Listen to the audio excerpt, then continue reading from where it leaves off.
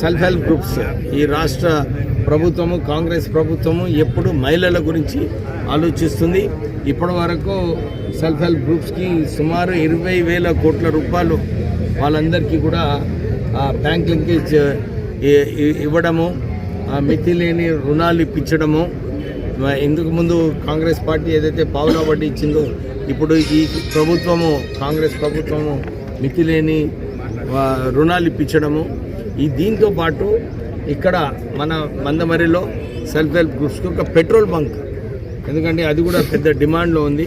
ఆ petrol bunk ద్వారా self help గ్రూప్స్కి ఉపయోగపడుతుందని చెప్పి ఆ శాంక్షన్ ఇవ్వడము. 2-3 నెలల్లో ఈ పెట్రోల్ బంక్ కూడా ప్రారంభమవుతుంది. మహిళలందరూ కూడా కాంగ్రెస్ ప్రభుత్వం ఏదైతే పనిచేస్తుందో దీన్ని దృష్టిలో పెట్టుకొని, ఎందుకంటే మనకు 10 సంవత్సరాలు డబుల్ బెడ్రూమ్ ఇల్లు రాలేదు, ఇప్పుడు ఇందిరమ్మ ఇల్లులు వస్తున్నాయి, సన్న బియ్యం ఇస్తున్నారు.